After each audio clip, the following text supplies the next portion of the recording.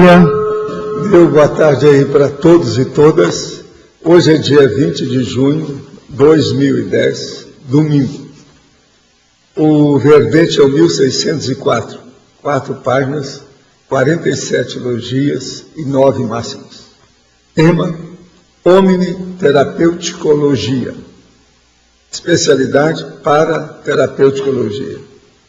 Definição: a omniterapeuticologia é a ciência do emprego da terapia da interassistencialidade consciencial cosmoética, como sendo o recurso mais capaz de promover a cura ou remissão da maior parte dos transtornos da consciência, homem, mulher ou consciência, considerando-se tais alterações serem, a rigor, de origem egocêntrica. A quebra da autopensionização orbitando em torno do próprio umbigo. O posicionamento pessoal rotineiro de pensionizar de modo linear e invariável nos outros antes do egão. Os benefícios da holopensenidade assistencial. O fato da interassistencialidade, em tese, curar todos os males das consciências, primeiro do assistente, depois do assistido. O fato de a maioria dos casos de suicídio serem cometidos por pessoas egocentradas. O fato de as maiores perturbações serem geradas pelo egão e umbigão. Tem muito mais coisa aqui, eu li só um pedaço. A consciência desempenhando as funções da central extrafísica de energia. A predisposição assistencial promotora da admissão em curso intermissivo pré-ressomático. Agora, na remissiologia, nós temos aí 15 itens, nós destacamos assistência realista, assistência sem retorno, interassistencialidade, interassistenciologia e nível da interassistencialidade. Todo esse verbete nós já debatemos aqui. A omniterapeuticologia é a identificação racional e avançada por parte da consciência lúcida da única ciência, terapia ou panaceia, de fato, parafisiológica e eficaz existente no cosmos. Quer dizer, a melhor terapia, melhor terapêutica, o melhor tratamento que você pode encontrar é fazer a interassistencialidade consciente. Você admite e emprega os recursos da omniterapeuticologia, assistindo conscientes, ou ambas? Eu quero dizer para vocês que na paradoxologia está faltando um da torre. E também na definologia está faltando um hífen aí do considerando-se. É capaz de ter mais alguma coisa que escapou. Isso aí eu vou verificar depois nos originais. Agora, pergunto. No caso de bombas da Segunda Guerra Mundial, que ainda hoje são encontradas em inúmeras cidades europeias e que ainda serão encontradas e que matam e ferem pessoas que tentam desarmá-las, como ocorreu na cidade de Göttingen, centro da Alemanha, no dia 2 deste mês, quais são as repercussões para os construtores de tais bombas que hoje já estão em uma nova vida intrafísica? Olha, esse povo tudo é tudo enrolado devido ao belicismo. Isso aí, a construção da bomba técnica deve ser pequena, porque eles devem ter muito mais culpa no cartório. Agora, isso tudo está enrolado. A interprisão do grupo Carnot em matéria de guerra, de belicismo, é horrível. É uma das piores que tem. Pior do que a guerra é só o genocídio, né? Que é pior. Seria viável o seguinte experimento destinado a produzir uma prova objetiva de fenômeno da projeção da consciência. O experimentador embaralha um maço de cartas e escolhe um, tomando o cuidado de não vê-la, colocá-la em pé, sob a ranhura de um suporte, sob uma mesa, com o verso da carta voltado para si. Levanta-se e sai do cômodo. A seguir, tenta projetar, descobrir qual carta foi escolhida. Em uma dúzia de tentativas, 2 ou 3 acertos já provariam de modo mais que suficiente a esterilização da consciência e a atuação fora do corpo. Olha, isso tudo aí, a sua boa vontade parece enorme. Vai em frente com suas coisas. Agora, o que eu quero dizer é o seguinte, a parapsicologia já faz isso há dezenas de anos e não tem tanto resultado assim. Você não encontra ainda muita gente falando bem da out of the body experience, dentro da parapsicologia. É muito pouca coisa. Pode que eu não admito muito essas coisas, não. Eu já sou um pouco desacoroçoado, quer dizer, já desanimei com essas bobagens todas de cima da mesa, de carta disso, carta daquilo. O negócio é você sair do corpo e você provar para você e esquecer o resto. Cuidar da sua vida, ajudando as pessoas, naquilo que puder. Agora, quem gosta de experimento, desse jeito, etc., tal, social assim, com carta de baralho, é bom. Vai em frente. Fazer parte da área da saúde, na condição de médico, permite a vivência da focagem do problema alheio, promovendo assim a reperspectivação da própria realidade. Tornamos-nos profissionais da saúde ao longo do tempo, décadas de esforços assistenciais. Sabendo-se do fato de que as maiores perturbações são geradas pelo egão e pelo umbigão, como assistir profilaticamente tantos futuros potenciais doentes? Como assistir mais e melhor nessa condição de médico? Olha, eu quero te dizer que eu me formei em medicina em 1960 e já tinha instalado um consultório e depois que eu me formei eu coloquei uma placa. Valdo Vieira, médico, clínica gratuita. Agora, nessa clínica eu atendia todo mundo que aparecia com todo tipo de problema. E usava todas as terapêuticas possíveis que eu conhecia na minha vida. Agora, uma das terapêuticas muito boas que às vezes eu tinha, era pagar o aluguel para a pessoa, dar o remédio que ela precisava, ensinar ela a plantar cenoura e outras coisas mais. Tudo era terapia para mim. Terapia para o povo e para mim, né? É ambas. Sempre que você está fazendo a terapia de alguém, você está fazendo a sua também. Isso é que é a interassistencialidade. De modo que eu recomendo que você estude todas as terapias possíveis e imagináveis e usar isso de acordo com a pessoa. E para você saber deslindar, caracterizar, ver direitinho a identificação da necessidade dos sintomas e o diagnóstico da pessoa, mexa com as suas energias, estado vibracional, até você localizar a psicosfera, a parapsicosfera da pessoa. Isso é a melhor coisa para chegar a um diagnóstico mais correto da situação. Parapsicosfera. Localize e identifica de cada um que chegar no seu consultório. Isso é que é ideal. A paramedicina, ela é bem superior à medicina convencional.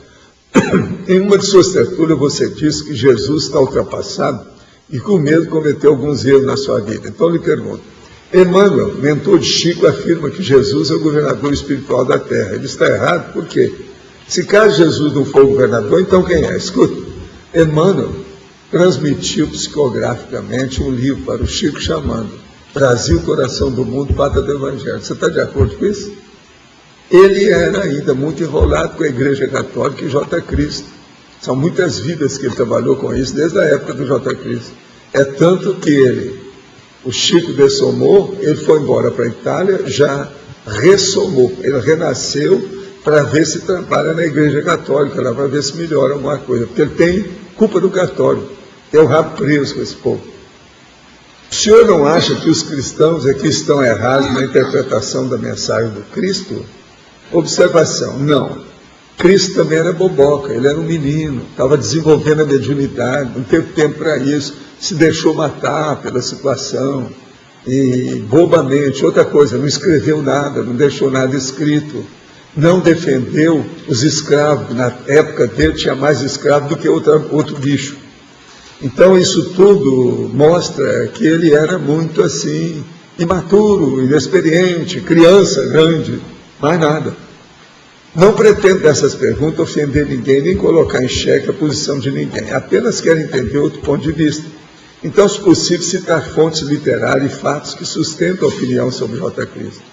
Escuta, a maioria dos livros que existem sobre J. Cristo estão falando a verdade que eles acham que é uma maxi-verdade, que o J. Cristo é um ser superior.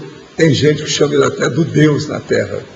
Então são os bobocas totais igual ele.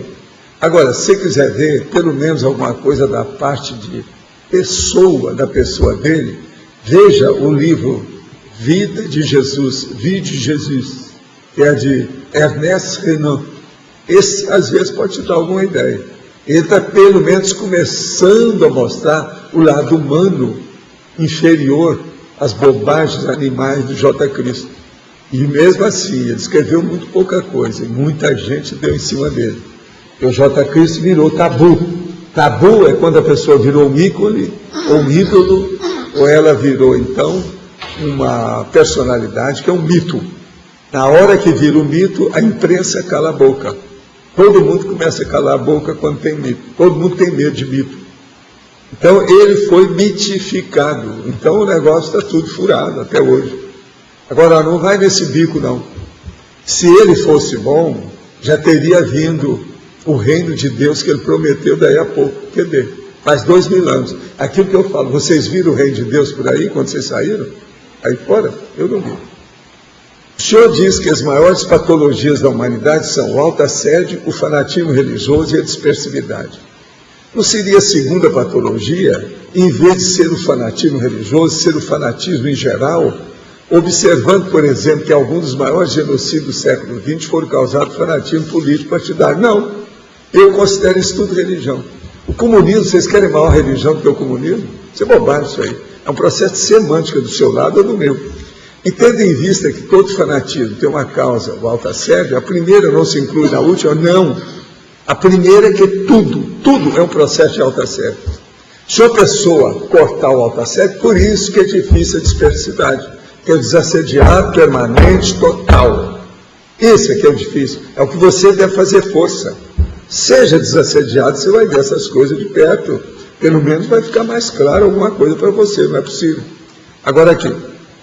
E tendo em vista que todo fanatismo tem como caso o autoassédio, a primeira não se inclui na última, gostaria de entender como se pode dizer que o dispersivo é sempre autoassediador. Então, vamos entender bem a situação. Eu chamo autoassédio porque é a coisa que mais se manifesta na humanidade. Eu falo isso faz só 60 anos. Agora, fanatismo religioso é o pior que tem, porque é a religião que cria o belicismo, é a religião que cria a guerra, é a religião que cria o partido político negativo. Olha o Opus Dei, olha o processo da religião. Por exemplo, estava olhando agora a televisão de manhã, 26 foram mortos lá no Iraque, mais uma vez. Isso é todo dia, é irmão matando irmão, tudo, devido o quê? Religião. Outra coisa, é uma coisa banal. Eles já falam, matar 50, matou 60, matou 40, matou 26, como foi hoje. E ninguém faz nenhuma, banalizou tudo. É normal o irmão matar o outro lá. Por quê? O fanatismo religioso deles cega todo mundo, inclusive aqueles que são observadores que estão lá. Eles não veem que isso está tudo errado. A televisão devia parar. Os irmãos mataram os outros, 26, não. Eles param quase quando uma pessoa mata o outro aqui. Vai lá e vê, mataram 26 de uma vez. Isso é hoje, de hoje para hoje. Agora, conforme o dia, é 80, é 60, é 50, é 40. Quem é que fala nisso? Ninguém. E você vem falar agora em fanatismo religioso aí? Tem paciência. Primeiro é o autoassédio, que é a base de tudo isso. Segundo é o fanatismo religioso. Agora, a dispersividade. Como se pode dizer que o dispersivo é sempre autoassediador? Ele é. Por quê? Ele não se fixa, ele não tem prioridade, ele não tem discernimento, ele não vê o que é o essencial. Isso é autoassédio total. Por quê? A pessoa não está fazendo o que é mais importante, ele está no secundário, está perdendo tempo, está repetindo as vidas anteriores. Então, isso é o dispersivo. E outra coisa, é necessário que a gente fale do dispersivo, porque dispersividade demonstra uma doença muito maior do que a gente pensa. E ela é que atinge o maior número de pessoas. Desse povo tudo aqui que tem, depois do autoassédio, talvez tenha mais disperso do que fanático religioso. Estudante tem que estudar. Está aí para ser visto. Gostaria de saber o que são Exus, Pombagira, Orixás, santos católicos, que tipo de consciência são esses? É bom você ler meu livro, chama Homo Sapiens Reurbanizado. Não é homem que está estudando sapo que foi reurbanizado, que veio para a cidade, não. Não é nada disso, não. É a pessoa mesmo que está passando por uma reurbanização, principalmente a consciência ou consciência extrafísica. Esse povo, então, tem a consreal, que é a consciência reurbanizada. Então, Exus, Pombagira, Orixá, Santo Católico, tudo isso é consreal. Saíram da baratosfera e estão por aí. Elas são aprisionadas nessa condição devido à evocação das crenças humanas, em parte. Elas serão serenões, um dia, sim, todos nós somos. Você, o Hitler, a piranha, até a piranha, aquela boca grande, ela também vai ser serenona um dia. Poderia aprofundar sobre esse assunto? Sim. O que eu posso aprofundar para vocês? Todo mundo um dia vai ser serenão. O que é bacana e inteligente é ser serenão o mais depressa possível. É isso que a gente fala aqui. De modo que vamos trabalhar com isso. Gente, eu queria mostrar para vocês prensa. Isso aqui é uma espécie de revista, um jornal, a subseção de Foz do Iguaçu, da região do Sindicato de Jornalistas Profissionais do Paraná. Essa edição é a edição 17, distribuição gratuita, maio de 2010. Aqui tem, na página 7, o Fórum discute o papel do periodismo. Eles usam os microfones das rádios para fazer campanha de seus candidatos. Isso é crime. O debate abordou o papel da imprensa e do jornalista em tempos eleitorais. O caso aqui está falando. Conforme Denise Paro, que é a nossa amiga aqui, os episódios envolvendo a imprensa atrelada a interesses políticos não estão restritos aos países vizinhos. Ela apresentou um estudo de casos que demonstra a ligação de grandes veículos de comunicação com interesse político partidário. Nas capas recentes da revista, já dá para ver qual é o seu candidato. Percebam como ela apresenta o Serra e depois a Dilma. Preste atenção nas fotos, cores e texto. O repórter não faz nenhuma crítica ao candidato do PSDB, destacou Denise. Estudam, dá para a gente ver. A imprensa, quer dizer, o jornalismo, está vendido para um ou outro partido, a maioria deles. É o jeito de sobreviver. Parece que dentro do capitalismo selvagem do Brasil, isso está sendo uma necessidade. Se alguém quiser ver, está aqui. Está na foto, eu sei, eu vi aí. Depois eu vou pedir para levar isso aí para ir para o nosso álbum de família. Tá certo? Professor. Agora, eu vou te pedir uma coisa aqui, aproveitar. Você bate de novo tudo isso aí, que já aumentou muito aí, então suja a situação. Você acerta para mim. Só sugerir que na colegiologia, acrescentar o colégio invisível da interassistenciologia. Também. Ela já vai anotar. Uma outra questão quando a gente fala de omniterapeuticologia, a gente está falando de interassistenciologia consciente, basicamente, de prestar interassistenciologia de maneira consciente e focado na terapêutica. Toda a interassistenciologia ela tem que ser consciente, não pode ser no escuro, senão não é interassistencialidade. Que é isso? Nós já falamos a partir disso. Gente, eu quero mostrar para vocês que nós temos aí o Claude Lévi-Strauss. Esse homem eu conhecia pessoalmente. A cara é mais ou menos essa dele. Agora eu acho que ele era mais bicudo, aquela coisa que eu lembro dele. Eu viajei, eu fiz uma viagem de avião, que ele estava junto, a gente conversou. Tinha até uma secretária com ele, tomava conta dele na ocasião, etc. A gente ia para a Europa. Então eu conversei com ele. Esse homem é uma cabeça, era uma cabeça fora de série, uma opção de coisa, vale a pena a gente pensar nas coisas dele. Foi ele que escreveu Tristes Trópicos sobre o Brasil, aquela coisa toda, estudo sociológico, cada coisa, que era o negócio dele. Ele falou muito em construção, desconstrução, etc.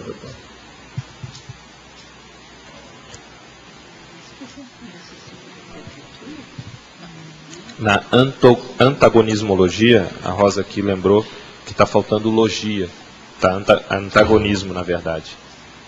Tá? No tópico. O que você quer? Falta logia. Logia. Agora, o que eu queria perguntar é o seguinte. Um pouco acima, na interaciologia, a última interação aí, você poderia aprofundar um pouco? A interação, avertido consciencial e engajamento social. O caso todo é o seguinte: toda pessoa que faz um avertido consciencial amplo, ela entra no universalismo. Sendo assim, ela faz o engajamento social da interassistencialidade, por exemplo, para ajudar tudo que ela puder. É isso que a gente quer chamar a atenção. O estudo tendo o assunto aí.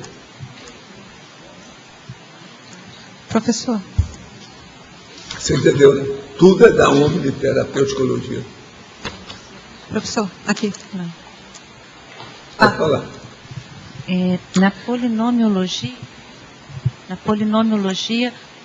Qual que é? Fala mais alto aí para nós. Está escutando? Agora deu? Sim. Polinomiologia? O polinômio, investigar, auscultar, compreender e assistir. Por que está o auscultar depois do investigar? Porque a gente investiga em silêncio ou investiga participante. Quando você escuta, você está escutando os outros, você já abriu o jogo, você está fazendo a investigação. Eu, se colocar aqui só investigar, eu posso investigar calado, eu estou de olho só, em silêncio. Agora, escutar, você está entrando mais profundamente, participando principalmente das pessoas, não só do ambiente, mas das pessoas. Mas o investigar... Aí a gente pode compreender melhor para assistir ainda melhor. Mas esse investigar calado não é uma ausculta? Como é que é? O investigar calado não é uma ausculta? Eu não entendi a não diferença. É bem a escuta. A escuta é quando você ouve o povo. Você pergunta e eles respondem. Agora, você escutar só sem perguntar, na minha terra não é escutar, não. É preciso haver dialética nisso, é o diálogo. Então, a escutar que eu estou falando é justamente isso. Outra coisa, você que é médica, vamos chamar atenção para isso. Na semiologia, o diagnóstico e a anamnese, você tem que escutar o doente. Você escuta ele, escuta os pulmões, escuta o diabo a quatro, até os borboricos da barriga dele. Tudo é escutar. A auscultação é um tipo de investigação mais detalhista. Ok? Professor, aqui na página 31, aqui letra A. Página 31, mitologia. Eu queria que o senhor falasse... A eliminação do mito confortável, da autoperfeição exigida ao assistente. Eu não entendi a questão do... Tem gente que acha que um assistente, ele é um Deus na Terra. E isso é besteira, não é nada. Então, a eliminação do mito confortável. É um mito da autoperfeição. Não existe autoperfeição, a perfeição total nessa Terra. Por que o senhor pôs confortável? Hein? Por que confortável? Confortável, por quê? Uma pessoa virou mito, é muito confortável. Tudo vai a favor dela, o Chico Xavier. A hora que for combater o Chico e eu, com o processo até da materialização, eu sou assim, Paulo, o Chico já não pode falar nada, nós vamos carregar em cima da sua pessoa. E você ainda não é mito. Você não é tão conhecido igual o Chico. Chico é igual a Brigitte Bardot. Naquela ocasião, a Brigitte Bardot ia para Búzios, lá sabe? Búzios, lá perto da Alcamis. Então, ele estava na onda falar quem é que era mito, como é que era. Então, era um mito do cinema francês. Né? Naquela ocasião, ela era até bonitinha, sexy, etc. Tal. Ela era bonitinha. Tinha até um brasileiro que andou muito com ela aí, para baixo, para cima. Tal. Eu conheci os dois, assim, de vista.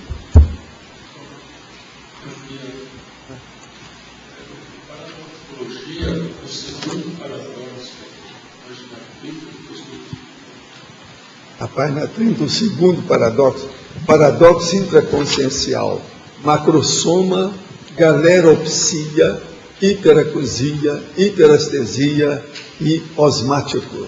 Se depois você olha seu dicionário, você já falou isso aqui sobre outro verbete nosso, ele já esteve estudando isso. Mas a pergunta é por que é paradoxo? A cuidade visual, a cuidade auditiva... Porque isso é paradoxal, né? Essas coisas todas. O que é paradoxal que eu não entendo? Porque o macrosoma, mexendo com essas coisas todas, ele supera o problema físico que tem aqui, né? Pensa nisso, você vai ver que tem um paradoxo nessa história. Ele supera o problema físico. No caso... Macrosoma, veja bem. O ideal seria que todo mundo tivesse macrosoma. Por que uns têm e outros não têm? Isso é paradoxal. Né? Mas ponto de vista da própria evolução. O macrosoma, você falou que tem vários tipos, né? Tem. Todos os tipos... Divira. essa acuidade visual, auditiva, depende do pacote. Te vira. É o Rocha que fala te vira, não é isso? Te vira. É o doutor te vira. Tá certo? Agora aqui, o senhor poderia explicar melhor a paradoxologia, o paradoxo da consciência ao focar fora de si, aprofundar a intraconsciencialidade. Teria um exemplo de como esse recurso é utilizado na prática? Sim.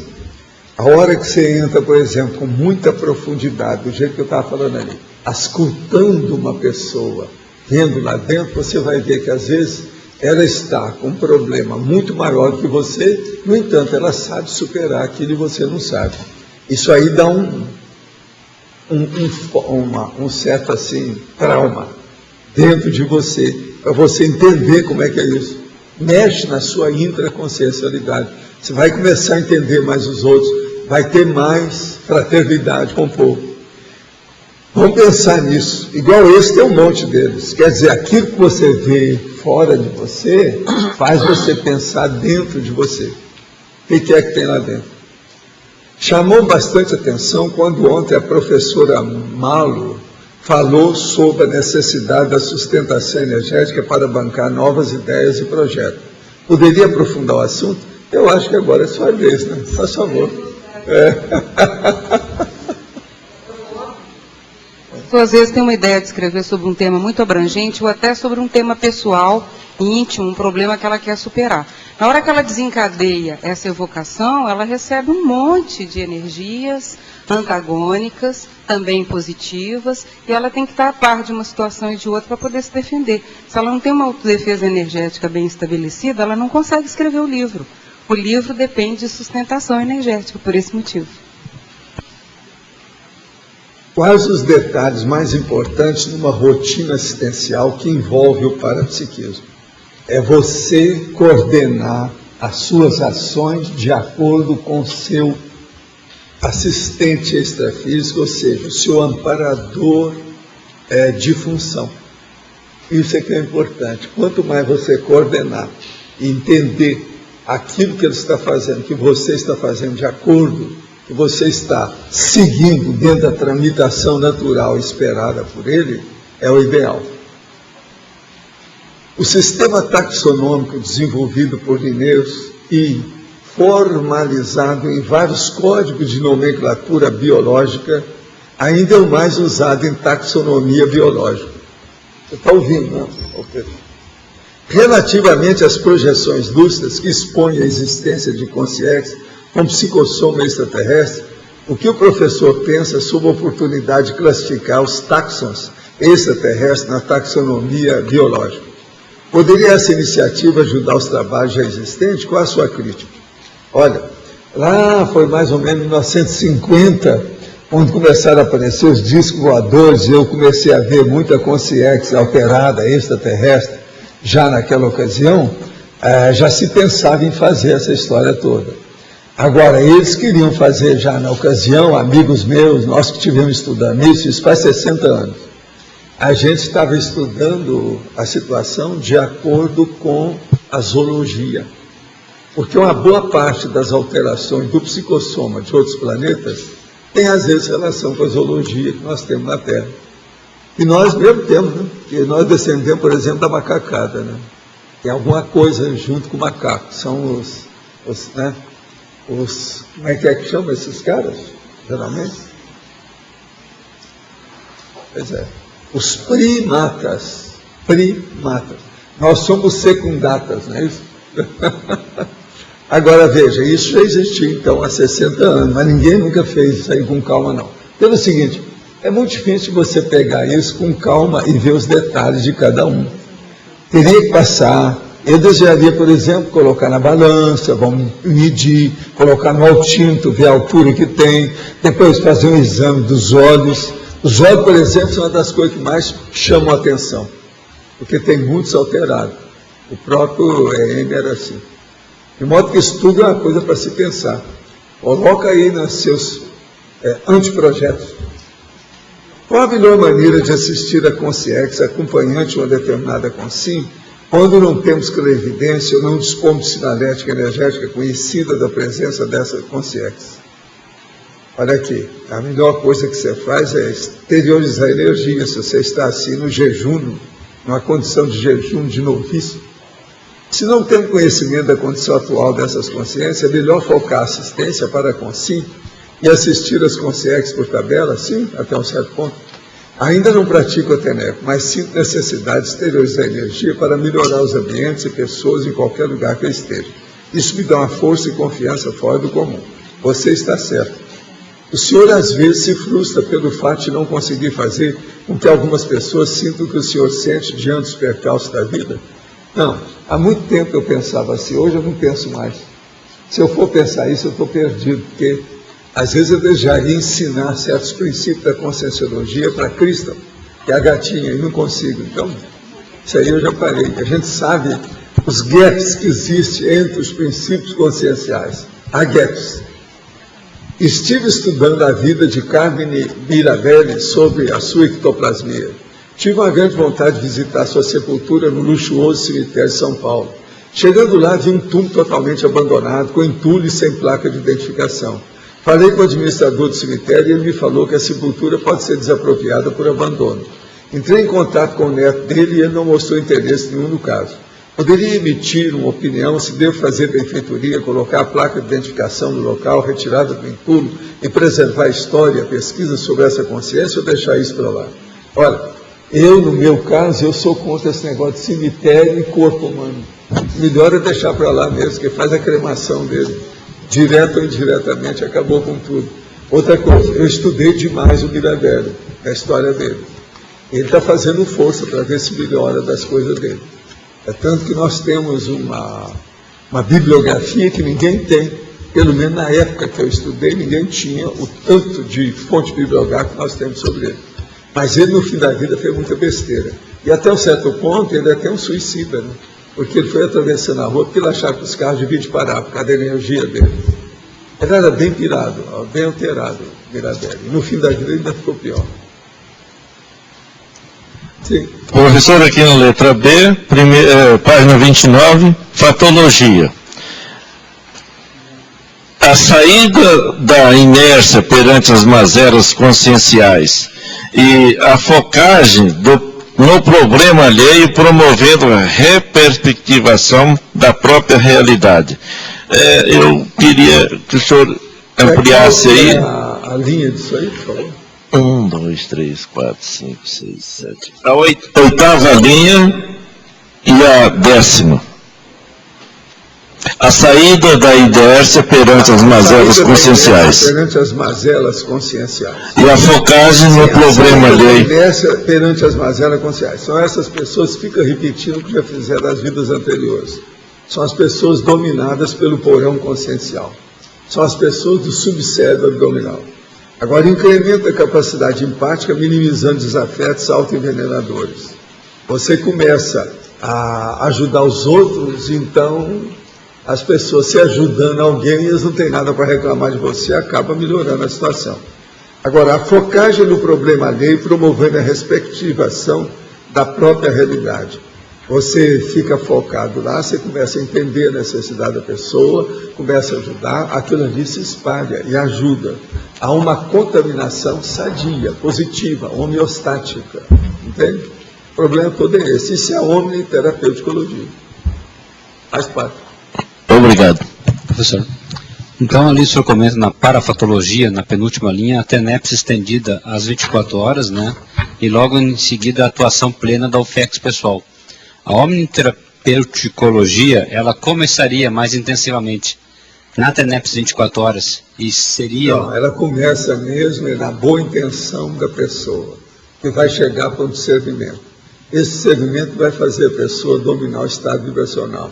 No estado vibracional, ela caminha para um parapsiquismo maior. Esse é o caminho. E tem que superar o problema do facciosismo e sectarismo da religião. Vocês têm que lembrar uma coisa. A omniterapeuticologia ainda não foi alcançada pelos religiosos. Eles não sabem o que é isso. Isso não existe para eles. Eles só ajudam aqueles que são da mesma grey, do mesmo clã, a mesma dinastia ideológica. Então essa boa intenção ela é maxi fraterna já e Boa universal. intenção não resolve muito. O cemitério está cheio de gente, morreu mais cedo. Está de boa intenção. O processo é discernimento. E esse discernimento, ele só amplia com o domínio do estado vibracional que a gente fala aqui o tempo todo. Então a pessoa já domina, ou já está querendo, ou está procurando dominar o estado vibracional, tem lucidez e está pensando em assistência 24 horas, de certa forma. É a habitologia dela. Por isso que a gente também já criou aí a técnica da TENEPS, que é para ajudar todo mundo pro resto da vida. E aí ela liquida a situação toda em matéria de religião, misticismo, seita, fanatismo, sacralização, idolatria, beatice, besteirada, no fim, besteirada, bestificações. Estava tudo. E porque quando o colega comentou ali, o mito confortável da autoperfeição, quer dizer, ela não fica esperando estar melhor para poder assistir. Não, está... é que as pessoas na religião, elas assistem para entrar para o nicho da santidade. Entendeu? Uma boa parte. Então ela é humilde. Sabe? Isso é de morte. Enfim, o processo todo, no fundo mesmo, é um processo de ser anarfa evolutivo. Falta inteligência evolutiva para esse povo. São anarfas evolutivos. Não tem noção de como é que ele mesmo evolui. É preciso de mais tempo, né? Professor, ser um omniterapeuta, por exemplo, seria já... Se ele está na área de saúde ajudando os outros, ele está sempre fazendo alguma coisa. Agora, quanto mais ele trabalhar para ser omniterapeuta, é o ideal. Inclusive o consciência terapeuta. Eu fazia o que eu podia. Por isso eu era veterinário. Eu atendi lá a criança, que estava com resfriado, uma coisa qualquer, eu tossindo muito. Aí melhora. Aí ela melhora, fica ótima, e ela começa a gostar de mim. É o tio. Então, falo o tio para aqui, o tio para aí. Aí o gatinho dela dá um quiprocó. Ela dá, não, eu vou levar para o tio. Ele me ajudou, ele vai ajudar meu gatinho. Aí eu tinha que ser veterinário. Isso era o ano inteiro, no interior. Não tinha outro jeito. De vez em quando eu fazia até consulta para alguns veterinários, arranjava uns remédios especiais, umas coisas, para atender a minha clientela. Entendeu? Clientela infantil. Agora, a minha mãe, eu não tinha jeito de superar os meus processos com ela. Porque quase todo dia eu ia para casa muito sujo e molhado. Cada das criancinhas. Acabava sujando, né? Sabe, xixi de criança. Às vezes podia ser também xixi de gato. Né? Eu fazia força para não sujar o jaleco, as coisas, mas mesmo assim não dá, era todo dia. Tinha que estar trocando a roupa toda. Era muita gente. Professor Valdo, aqui na frente. Na página 30, na ciclologia, o senhor poderia comentar o ciclo de extrapolacionismos parapsíquicos, por favor? O extrapolacionismo, ele começa por coisa muito pequenininha, porque é aquilo que a pessoa não tem. Então, vamos supor, ela nunca sentiu estado vibracional. Eles vêm, jogam a energia na pessoa, a pessoa começa a sentir alguma coisa. Opa, senti. E não é dor de barriga, é outra coisa. Então, isso é o primeiro extrapolacionismo. Até chegar um ponto que uma dessas consciências aparece para ela na hipnopompia. Já é uma aparição hipnopômica maior. Isso é a clarividência. Então ela vai caminhando pouco a pouco, eles vão ajudando. Coloca assim na frente, como se fosse uma cenoura para a égua. Entendeu? Para chamar a atenção, para motivá-la, incentivá-la, estimular, né? Para ela caminhar com a pesquisa. Ela desenvolveu o parapsiquismo. Então, esse extrapolacionismo, eles existem, as coisas ocorrem mesmo. Você sente nas pessoas que já vêm trabalhando com o parapsiquismo? Tem gente que demonstra algum discernimento, com boa vontade, boa intenção de acertar. Né? Uma pessoa que é recalcitrante, uma pessoa que não quer saber de nada, eles não vão ligar para ela, deixa para lá. Assistência, mais ou menos. Tem muita gente na humanidade. Tem que estar escolhendo quem é que quer ser assistido. Quem não quer, deixa, ainda vai quebrar a cara bastante para aprender. Né? O que vai fazer? É a vida.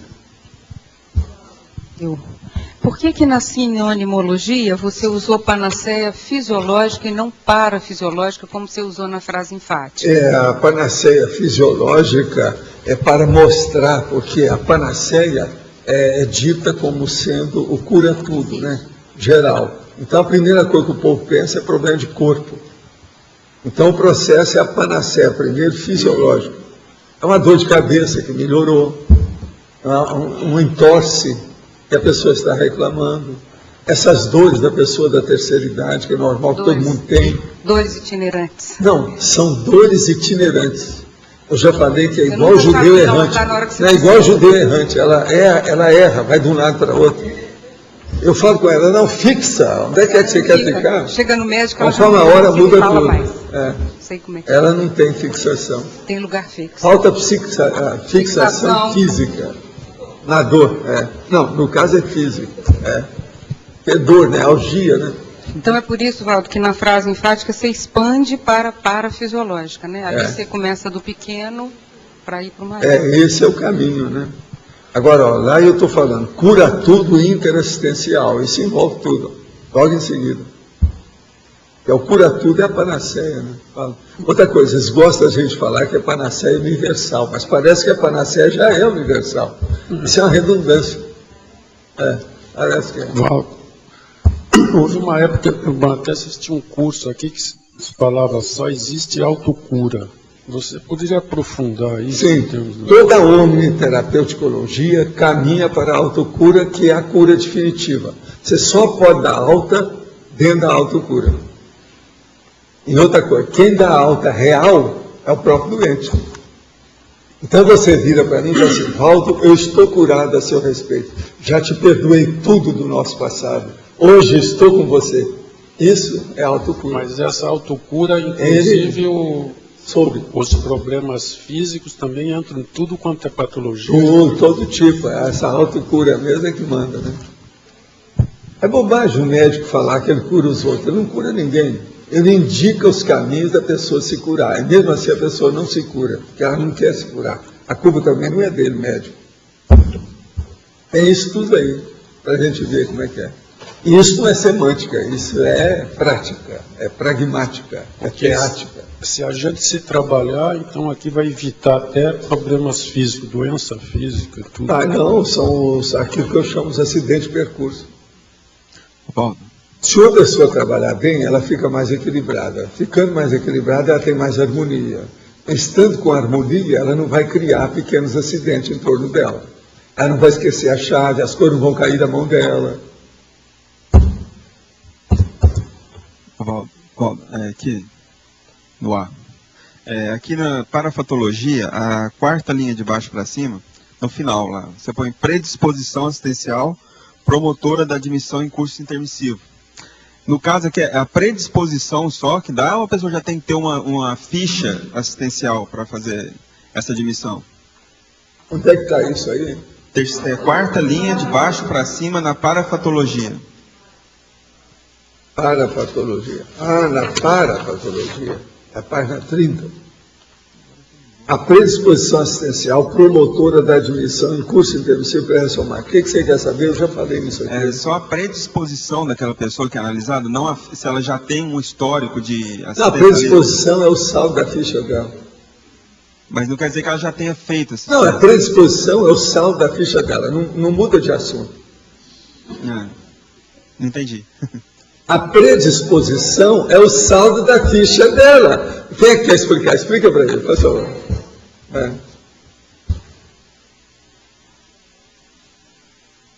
É justamente o que você está perguntando. É o que a pessoa fez, é que cria predisposição para ela participar do curso intermissivo. Então, o saldo da ficha, do ponto de vista assistencial, predispõe ela a ser um aluno de curso intermissivo. Predisposição e saldo da ficha não é a mesma coisa, isso é sinônimo.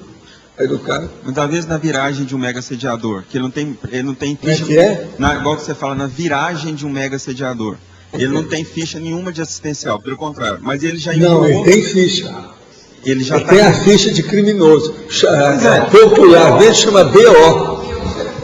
O outro nome é ficha corrida. Aquela que você tem. aquela que o Loche tem, que o Arlindari tem. O dia que... B.O.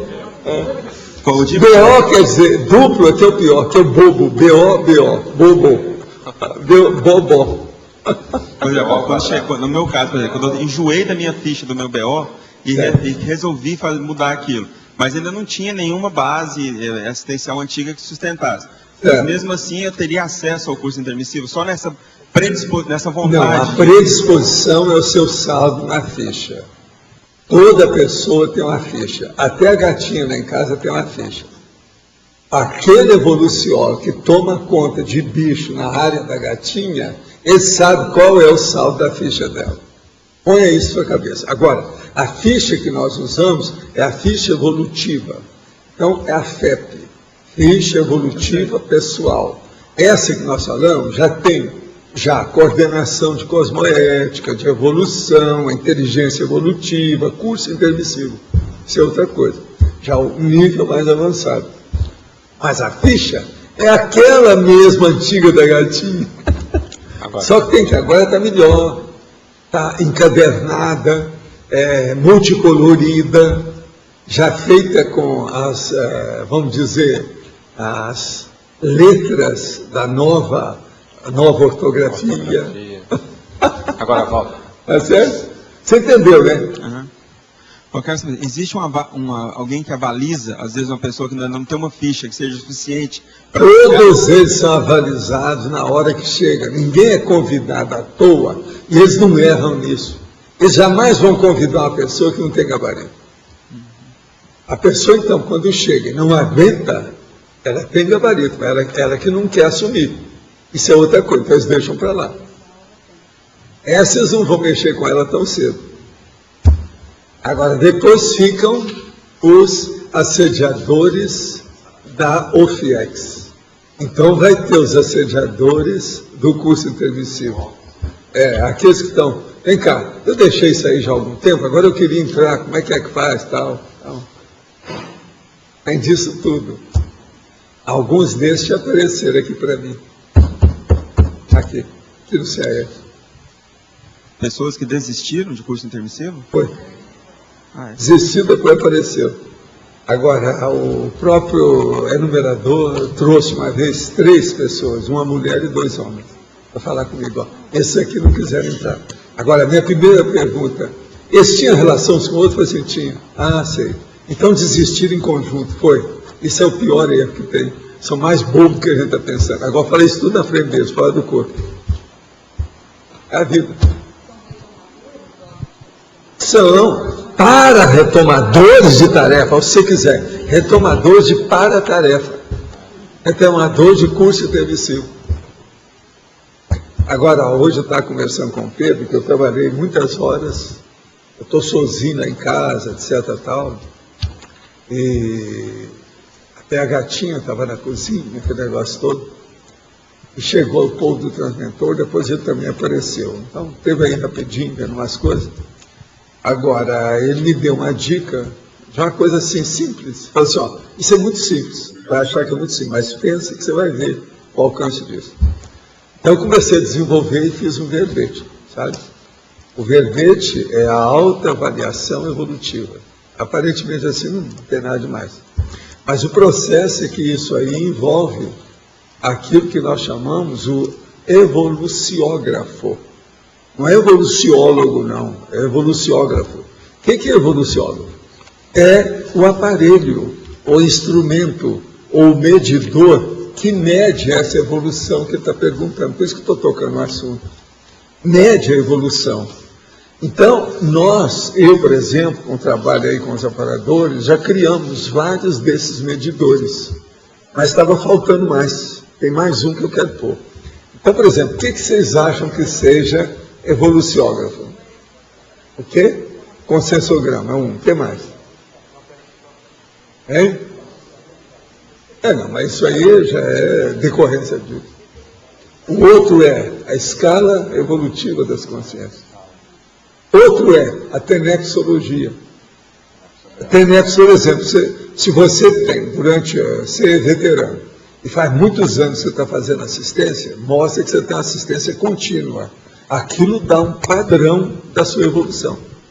Vocês estão entendendo? E chama evoluciógrafo. É o aparelho criado por nós, uma técnica que serve para... é o medidor da sua evolução. Agora, tinha um que eu não tinha pensado. E esse é terrível, foi esse que ele falou. Então, você, através desse, pensa nos outros, que você ainda não escreveu sobre isso. Realmente, eu fui olhar, não tem nada disso ainda. Agora, qual é o último? Esse aqui é o quarto, que é o mais bravo. É o da personalidade consecutiva. O que isso significa para vocês? Falando assim, o que seria?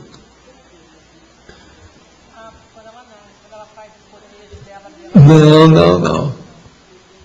É a pessoa que identifica. A personalidade consecutiva mostra que a média das personalidades consecutivas é a média dela.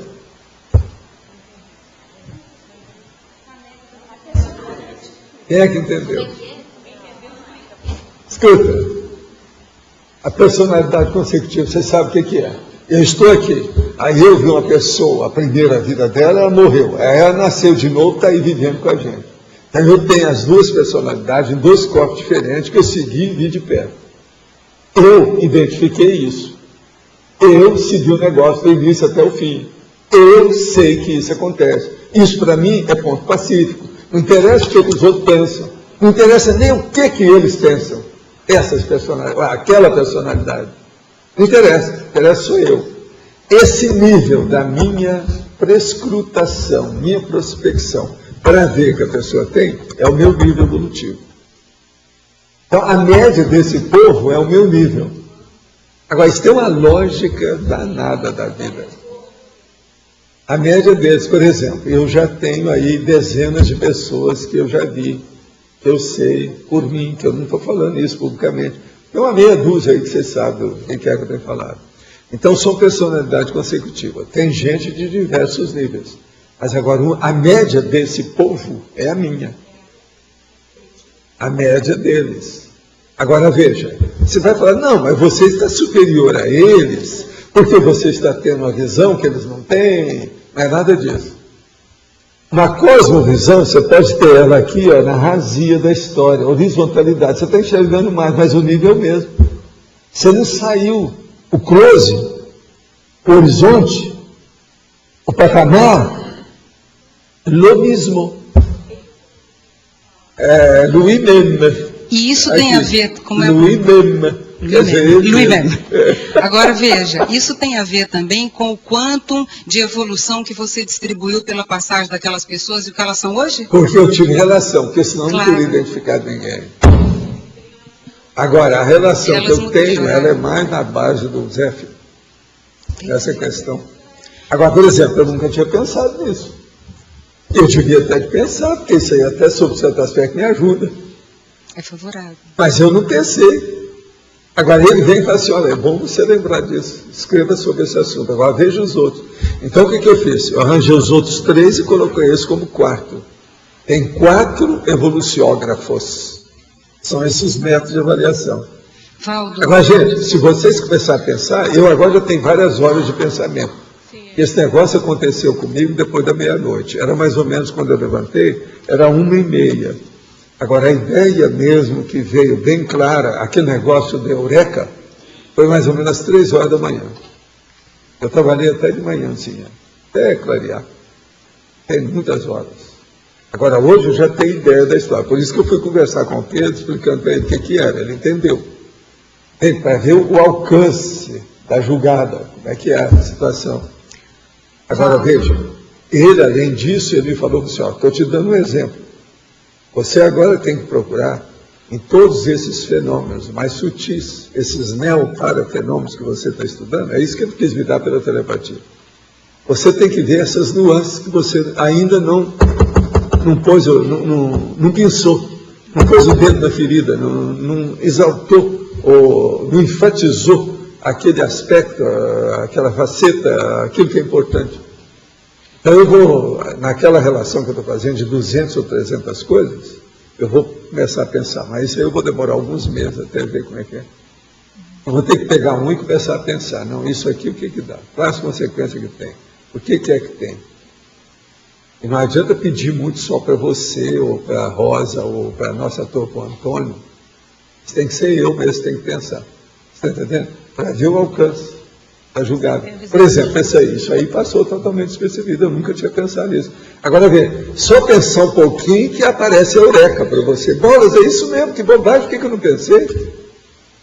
Entende? Valdo, e uma outra medida também que você pode Agora, eu estou falando isso para esclarecer o que você perguntou. Entende?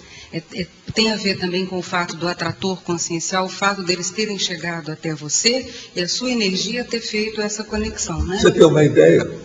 Na remissiologia desse verbete, eu já redigi 4 páginas do verbete. Na remissiologia eu coloquei o atrator, aquele da Invex, é atrator... É o atrator ressomático. Mas tem um nome, é o nome do jovem. Eu coloquei lá, de propósito, mas eu achei vários verbetes, tudo claro, explicando indiretamente isso. Não está falando claramente, mas diz claramente sobre o problema da autoavaliação. E a diferença... Bem claro. Agora eu coloquei 15 já arranjei lá. A diferença é que talvez a gente esteja hoje, nós, aqui, convivendo com pessoas, personalidades consecutivas, que nós também atraímos, mas nós não temos noção disso. Você é burra, burralda, burrilda, cega, surda e muda. Pronto. E não está sabendo nada. Fechou o quadro. Isso é que Tudo isso, mais alguma coisa. Então você vê. Então, é isso que eu quero que vocês entendam. É isso que o transmentor quer que eu passe para vocês. Vê se entende. Para ver se a gente acorda. Veja bem, eu trabalhando com essas ideias há quantas décadas, essas coisas tudo passam despercebidas, eu não vejo como eu sou burro. Agora, vocês são mais vivos aí, você deve estar vendo essa coisa logo. Agora, pensa bem, esses outros fenômenos, eu vou começar a estudar agora, porque eu não quero ser pego com a mão na cumbuca. Vocês entenderam, né? Você entendeu, né, Jadmas? Você entendeu, né? Professor, eu fiquei pensando sobre essa questão do 4º item, né? Porque eu acho que ampliou muito o entendimento da razão da personalidade consecutiva. Sim, mas o 3º também já amplia bastante. Até na psicologia. Até Neves já faz pensar. Até Neves eu já tinha pensado.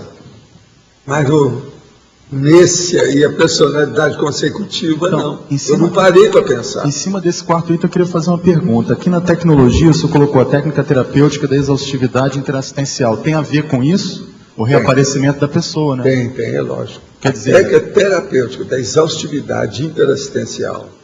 Quer dizer, a hora que chega no nível que aquilo ficou exaustivo, você chegou no ponto que não tem mais nada que você possa fazer, isso dá um esclarecimento de alguma coisa.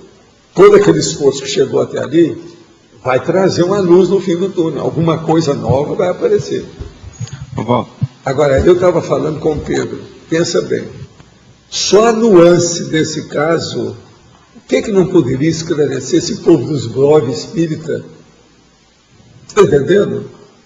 Como eles estão longe, nós estamos estabelecendo com esse negócio um gap muito grande. Foi o que eu pedi outro dia para a pessoa. Você acha que eu devo pedir perdão para você porque eu estou fazendo pesquisa além daquilo que você está querendo? Quer dizer, você me permite pesquisar um pouco mais? Quer dizer, isso é mais do que humildade, isso é burrice. Você está entendendo como é que é? Tem que dar uma banana para esse povo e deixar para lá, não tem outro jeito, foi o que o povo falou para eu fazer. Escuta uma coisa, lá já tem 10 para você dar para a mim, que eu já revi, ela me deu, eu revi tudo, sou uma fera, ontem à tarde, revi tudo, já está prontinho, lá você pode pegar e dar para ele, tá? Valdo, aqui no ar. Só para complementar isso, para entender, na prática, por exemplo, no meu caso, você conhece minha vida passada e essa bem, como que aconteceu? Um pouquinho. Como que isso te qualifica, no caso, sua condição evolutiva? O que isso te qualifica, não a mim? Você lembra em São Paulo, aquela reunião que teve, pois é. A hora que mudou? Aquilo foi um processo. A sua vida foi antes daquilo e depois daquilo. Foi ou não foi? Foi. Então, fim de papo, você já entendeu. Eu sou consciente disso. Nisso você vê... Se você não é ou não era consciente, eu sou. Isso mostra os frutos do seu trabalho, é isso? Não, não é do meu trabalho, é o maxi-mecanismo interassistencial que está em ação. Que você é a ação correta que eles estão fazendo. Eu participei. Isso é muito sério. Isso vale a pena. Vale a pena continuar. Valdo. Agora, é impressionante a hora que vem, por exemplo, esse povo aí, o transmentor com essa turma dele. Hoje eu estava com uns 8 aí com ele. Agora, o que é que se passa? Eles passaram de raspão aqui. Eles tangenciaram o meu trabalho. Agora, ele, como sempre, me encontra, ele sempre dá uma... Ele nunca deixa a peninha no chapéu para atrapalhar. Ele joga alguma coisa. Mas é o máximo. Eu agradeço tudo. É pena que ele não gosta, né, de comer manga, nada disso, porque senão eu ia oferecer para ele as broas de fubá, uma coisa. Valdo, o fato de você, a sua passagem pelas nossas vidas e de outras pessoas também, ter sido esse divisor de águas, assim, que você marca Atares e fica o antes. No caso dele lá foi. E de muitos Agora outros. veja, ele é praticamente meu neto, né, de jeito ou do outro. Né? Mas tem muita gente que não é seu neto e você fez não é a meu mesma neto, coisa. você não é minha neta. Eu sei disso. Mas fácil ser sua avó. Então veja só, não é essa. Mas agora tem umas filhas de criação, né, igual aquela ali. Agora, não é essa atuação também, Valdo, essa coisa de perfurar, de entrar no processo, no destino da pessoa e fazer o antes e o depois? Não é isso também um evoluciógrafo? Um tipo de evoluciógrafo? É justamente isso. Agora, veja, o que eu preciso agora, que é o que ele deu a dica, é eu pegar todos os neoparafenômenos que eu tenho, que são dezenas deles até agora. Por exemplo, personalidade consecutiva é um deles. Vocês nunca viram isso em espiritismo, nem iniciação, nem nas coisas da antiguidade, nem na parapsicologia, não tem nada disso. Não tem nada. Nem o Stevenson, que estudou reencarnação, não tem nada disso. Então, o processo, do jeito que nós abordamos, é o curso intermissível. Eles estão vendo a coisa pela evolução. É muito superior a essa vida humana nossa. Então, isso que você está insistindo tanto, e essa semana está tão em pauta, e tanta gente contra a questão da TACOM e da TARES, quando você passou esse conceito para nós, e a gente parte para uma docência, ou escrever um livro, você está fazendo um tipo de formação com a gente para chegar nesse contexto. Vocês estão chegando aí, mas agora veja, muitos de vocês já estão maduros para entender o que eu estou falando aqui hoje. Para entender isso que o transmentor falou. Você veja bem, isso escapou da minha observação. Tá? Eu sou Burrildo, Burraldo e Burroide. Isso. Essa é a história. Agora veja, eu estou passando para vocês não caírem nessa. Começar a estudar mais. Então, elastecer isso, fazer essa flexibilidade, a expansão dessa abordagem é que eu duro. O que falta é isso. Nós precisamos de juntar as pontas, unir os processos, fazer a confluência das coisas. Por isso que eu vinha falando esse processo o processo do next door, aproximação simples. Ela está cansada de ouvir eu falar isso aqui. Isso é seríssimo. É de onde você menos espera que apareça às vezes as coisas mais avançadas. Veja bem, o nome o título desse verbete é autoavaliação evolutiva. Não tem nada demais, né? Não é tudo normal para a gente? Você fala autoavaliação evolutiva, não tem nada. Agora, vai depois ler o verbete.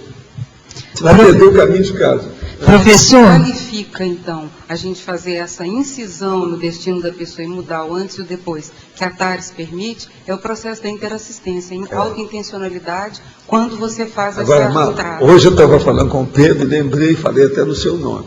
Na questão, por exemplo, da síndrome do estrangeiro. Coloque agora a posição, o que é que eu sou atualmente. Eu tenho a síndrome do estrangeiro, o contrário. Não, é o contrário. Eu sou um corpo estranho. O povo já falava isso para mim desde pequeno. A hora que eu fui infiltrado lá no processo da indústria, eu era um corpo estranho. Ninguém sabia o que eu estava fazendo lá. Agora veja, num monte de lugar, eu tenho sido um corpo estranho. Então veja, é o contrário da síndrome do estrangeiro. Eu sei que eu sou estrangeiro, me sinto bem sendo estrangeiro. Vocês estão entendendo o que é? Mas procuro me adaptar ao máximo para não ser. Então veja, é o contrário, é o outro ângulo da situação. Eu estava explicando isso para ele. Nessa questão da personalidade consecutiva, isso fica mais nítido, fica mais óbvio, mais claro.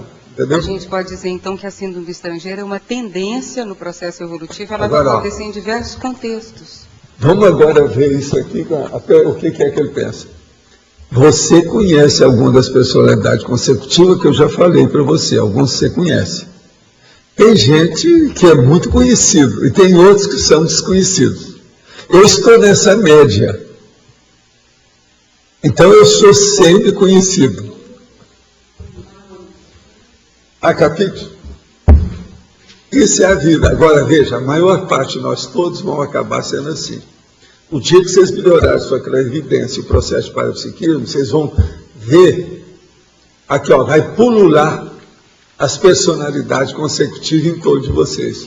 Por exemplo, tem personalidade consecutiva que qualquer um aqui tem mais gabarito de identificar do que eu. Por quê? Porque essa pessoa tem mais afinidade, cara. Vocês estão entendendo? Vocês me perdoam se eu não tenho outras afinidades melhores para falar para vocês, a não ser essa que eu tenho falado. Vocês estão entendendo, né? Como a situação é precária, entendendo? Como isso é precário? Eu não tive muitas retros assim mas tive duas que fiquei questionando com relação à minha vida atual, né? Eu queria ver se eu entendi direitinho com relação a esse assunto que o senhor está colocando agora. Eu tive uma retro acho que foi uma retro, numa cadeira de rodas, e fiquei impressionada porque eu estava muito feliz nessa cadeira de rodas. Então, quando eu acordei, eu fiquei questionando como é que uma pessoa podia ficar tão feliz numa cadeira de rodas. E fiquei, será que seria essa vida que eu iria sofrer alguma coisa e ficar numa cadeira de rodas? E depois eu vi que não, que isso foi uma vida passada. Isso aí poderia servir para eu analisar hoje a questão evolutiva? De qualquer maneira, tem um conteúdo, se isso tudo é real, tem um conteúdo que você tem que analisar, a mensagem que foi dada para você seguir. É bom você estudar. Sempre, nada acontece à toa. Sempre tem um conteúdo, que é a mensagem. Interprete qual foi a mensagem que deram a você. Ela é sempre positiva. Ela sempre vai esclarecer mais sua vida. Pensamento. Mas isso tem a ver com esse nosso assunto agora, da personalidade consecutiva? A retrocognição. Isso tem. E outra coisa, o processo da personalidade consecutiva tem retrocognição, querendo ou não. É obrigatório ter, senão a pessoa não capta isso. É a memoriologia, aquilo que eu chamo a holomnemônica, a memória grande. Porque a tendência da pessoa é evoluir aos pouquinhos, mas evoluir, não pode... Agora, a coisa mais difícil que tem, porque são milhões de anos e milhões de vidas, ou milhares de vidas que a gente já teve, sem lembrar nada. Então, esse negócio, quando lembra, é totalmente paradoxal, é contraditório, é uma coisa nova. Isso é muito difícil, por isso que confunde tudo. A retrocognição boa, nítida, clara, sem erro, é muito difícil para nós todos. Tudo a gente embola, tudo coloca fantasia, coloca a imaginação, coloca, entende? A ficção. Isso é duro. Mas você sempre sabe que é você, né? Que não, aquilo ali não tem jeito. As retrocognições a gente lembra, você vê até uma cena que está se desenvolvendo. Você sabe qual personagem que você estava interpretando, é aquela ali. Você sabe direitinho. A vida é assim. Professor Valdo, boa tarde. Primeiro, não sei se já viu alguns erros aqui, professor, que tem no verbete. Eu já falei aqui, 3 até agora. Se você quiser, definologia falta um hífen. Na antagonismologia falta logia. E na paradoxologia falta um ar da torre. O que mais você viu? Tem mais 2 aí. Na etimologia, no finalzinho aí tem tratamento sistemático. Tá invertido aí. Tratamento sistemático. Tá errado, sim. E na que mais? Megapensenologia, ficou um ponto e vírgula no final da frase aí, né? Sim. Isso aí, eu vou olhar lá, Tem muitos desses que eu acho que já foram corrigidos, mas eu vou examinar muito bem. Muitas graças, valeu. Professor, e uma dúvida aqui é o seguinte, aí na parafatologia, na antepenúltima linha, acho que você já falou que eu fui retardatário hoje. A autoprescrição interassistencial pós-recim intermissivo. Sim, a autoprescrição interassistencial pós-recim intermissiva. Quer dizer, você fez uma reciclagem intermissiva, através do seu curso intermissivo. Então, o que você faz? Você fez uma autoprescrição para você interassistencial. Não, eu agora vou só pensar nos outros a hora que eu reencarnar, a hora que eu renascer. Então, eu tenho que fazer assistência aos outros, é o jeito. Isso é que você colocou. Está entendendo? E por aí vai, né? Cada um faz o que pode. O problema é esse. Agora aqui. O senhor já leu ou estudou algo que possa comentar sobre a personalidade de Jacques Fresco, criador do projeto Vênus? Não, estou por fora. Como é que fala aí, homem? Extremamente desautorizada para opinar sobre o assunto, que eu não sei nada. Agora, se alguém quer falar sobre esse Fresco, eu ainda não vi. Fresco, que é o nome dele.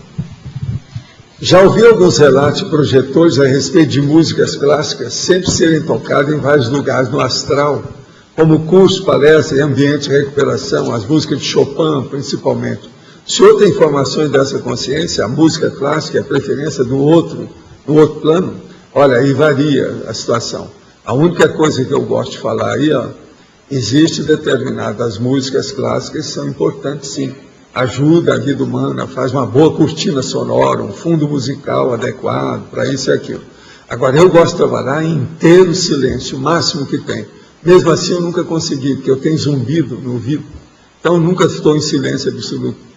Agora, o que se passa? Das músicas que eu gosto é do Beethoven. É aquele que eu gosto mais. Principalmente da 7ª Sinfonia, que fala sobre o Requiem, que é a turma que faz a transmigraciologia da Terra. O senhor já leu alguma coisa sobre ciência noética? Sim, nós já recebemos a turma toda, o Instituto recebeu mais de vários anos, né? Turma que vinha até de Genebra, da Suíça, tal. Era uma proposta de cientista que aceita a multiexistencialidade e a multidimensionalidade, mesmo que não com esse neologismo. O que acha sobre isso e qual a probabilidade de convergência? Não, nós já tivemos contato com esse povo, mas veja, eles não se unem, não tem ninguém deles aqui. De modo que eu deixei para lá, cada um vai seguir seu caminho, vamos ver o que dá. Né? A noética está em toda, somente tem nos Estados Unidos, na Europa, na Suíça, todo lado. Na Inglaterra. Na frase enfática, o professor afirma peremptoriamente, da única ciência. E as verpons, onde ficam? É que está aqui. Da única ciência, terapia ou panaceia de fato parafisiológica eficaz existente no corpo. Não, para mim, a minha opinião é o seguinte, a terapia mesmo é ajudar os outros, não tem outro. Para mim é a única ciência. O mais, vovozinha, não dá. Você se vira. Verpons, as verpons estão tudo dentro disso, são as verdades relativas de ponta. Qual é o problema? É para ajudar tudo. A respeito do que o senhor comentou sobre Jesus, deixa mais para muitas contradições. Por exemplo, os livros de Chico Xavier e de Divaldo Franco estariam todos comprometidos com a verdade? Sim, e alguns que eu também recebi. Mas é que não foi eu que escrevi. Eu recebi o livro que o autor era outro. E se fosse deixar por minha conta, eu ia falar uma opção de coisa, mas eu começava a escrever para mostrar a verdade do Novo Testamento e as coisas de Allan Kardec. O povo não publicava, então eu fiquei calado, não dava nada. Por isso que eu saí do movimento espírita. Tais livros falam de colônias espirituais, onde o trabalhador exalta Jesus como grande mestre. Escuta, extrafisicamente tem como nexo de tudo quanto é fanatismo religioso. Tem até de autores, de todo tipo, tem de artistas, tem de belicistas, tem de nazistas, tem os paranazistas, extrafísicos, tudo isso tem lá. Tem como nexo de todo jeito. Agora, entre os trabalhadores está Caíba Schutel, Bezerra de Menezes, Eurico Passanufo, André Luiz e outros. Então eu lhe pergunto, a descrição da rotina dos trabalhadores é falsa? Olha, você se vira, a melhor coisa que você faz, estuda o livro Projeciologia, sai do corpo e vai lá e vê o que tem. Aí você vai ver vários tipos de comunex, você vai entender que essa turma toda está muito enrolada. Caso Jesus não seja tudo isso, então por que nessas colônias existe a exaltação de Jesus? Mas existe a exaltação do Hitler, existe a exaltação do Moisés. Tem comunidades extrafísicas que são totalmente judaicas, pan-judaísmo. Estão exaltando Moisés, as coisas todas deles, até hoje. Infelizmente, eu não consigo sair do corpo consciente para poder fazer as minhas próprias investigações. O mais que consigo é deixar meu corpo em estado catalético sem conseguir sair do corpo. O que devo fazer? Estudar projeciologia, aquilo que eu te falei. Faz mais técnica, insista, não desista, você vai conseguir. Seria possível apagar os registros da holobiografia ou eu teria que viver toda a minha evolução carregando os dados sujos da ficha? Todo mundo carrega os dados, limpos e sujos. Está vendo? Mais um que quer tirar o corpo fora. Esse aí já podia colocar naquela galeria, da turma de saltar de banda. Esse está querendo limpar tudo. Não, dá uma borracha para ele, não é isso? Uma eraser. Tem que dar uma eraser. O negócio é esse, você está atrás de um eraser. Eu vou te contar, anistia geral, irrestrita, universal e definitiva. Há uns 8 meses tive uma visão que me levou a estudar um assunto sobre tortura. Por sugestão do professor, deixei o assunto de lado. O assunto voltou a aparecer através de sonhos recorrentes de pessoas e animais pendurados de cabeça para baixo. Desde que eu tenho estigma e suponho que seja ligado a esse assunto. Tenho 44 anos, nunca fiz um exame de mamografia. Tenho plena consciência sobre a importância do exame, mas tenho mal-estar só em pensar. Em minhas investigações vi que havia um instrumento de tortura que era o esmagador de seios. Quero e preciso superar essa situação. O que posso fazer para isso? Tenho procurado fazer a MBE, apesar de não conseguir ainda o EV. Tenho feito também com bastante frequência a esterilização de energia, desejando o melhor para todos. A primeira coisa, bebe meio copo com água com açúcar e vai fazer seu exame de mamografia. Aí você então acaba com essa bobagem. O exame não vai esmagar seu seio, presta atenção. E você vai ficar sabendo como é que está tudo bem ou não da saúde. É muito importante fazer exame. Mulher tem que fazer exame da mama.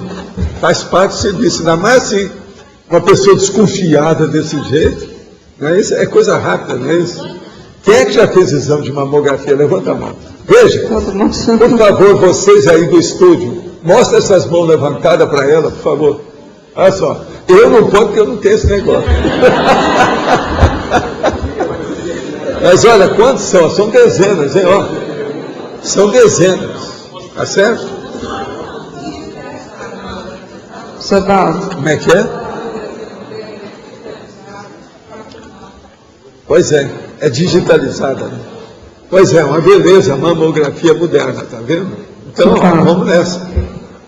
Parar com essa história, ela está muito ingênua. B. Aqui na efeitologia, sim, o segundo efeito, os efeitos do senso de utilidade pessoal no binômio autoconceito e autoestima.